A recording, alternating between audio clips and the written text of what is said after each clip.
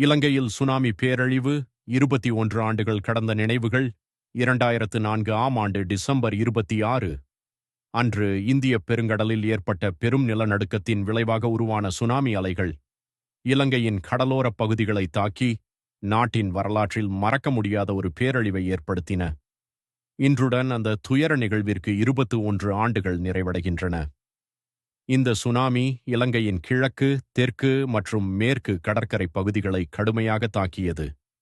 கனப்பொழுதில் ஆயிரக்கணக்கான உயிர்கள் பறிபோனது. பல குடும்பங்கள் தங்கள் உறவுகளை, வீடுகளை, வாழ்வாதாரங்களை இழந்து நொறுங்கின. மீனவர்கள், விவசாயிகள், சிறு வியாபாரிகள் என சாதாரண மக்களின் வாழ்க்கை முழுமையாக பாதிக்கப்பட்டது. சுனாமி அலைகள் வீடுகள், பள்ளிகள், கோயில்கள், மருத்துவமனைகள் என அனைத்தையும் சிதைத்தன. குறிப்பாக கடலோர கிராமங்கள் முழுமையாக அழிந்தன. குழந்தைகள், முதியவர்கள், பெண்கள் என பலர் இந்த பேரழிவில் உயிரிழந்தனர். அந்த நாளின் வேதனை இன்றும் பலரின் மனங்களில் ஆழமாக பதிந்திருக்கிறது. இந்த பேரிடர் இலங்கைக்கு மட்டுமல்லாது உலக நாடுகளுக்கே ஒரு எச்சரிக்கை பாடமாக அமைந்தது. இயற்கையின் சக்திக்கு முன் மனிதன் எவ்வளவு சிறியவன் என்பதை இது உணர்த்தியது. இதன் பின்னர் இலங்கையில் பேரிடர் முகாமைத்துவ அமைப்புகள், முன்னெச்சரிக்கை எச்சரிக்கை முறைகள், சுனாமி எச்சரிக்கை கோபுரங்கள் போன்றவை உருவாக்கப்பட்டன. மக்களிடையே பேரிடர் விழிப்புணர்வும் அதிகரிக்கப்பட்டது.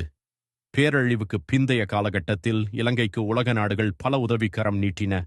வீடுகள் மறுசீரமைக்கப்பட்டன, வாழ்வாதார உதவிகள் வழங்கப்பட்டன.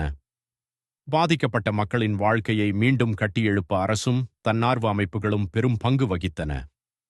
21 ஆண்டுகள் கடந்திருந்தாலும் சுனாமி நினைவுகள் இன்னும் பலரின் உள்ளங்களில் உயிருடன் இருக்கின்றன. இது ஒரு துயர நினைவு மட்டுமல்ல, ஒற்றுமை, மனிதநேயம் மற்றும் மீட்பு மனப்பாங்கின் சின்னமாகவும் திகழ்கிறது. இன்றைய தினத்தில் சுனாமியில் உயிரிழந்த அனைவரையும் நினைவு கூர்ந்து அவர்களின் ஆத்மா சாந்தியடைய பிரார்த்திப்பதோடு, இனி இப்படிப்பட்ட பேரழிவுகள் நேரிடாதிருக்க நாம் எப்போதும் விழிப்புடன்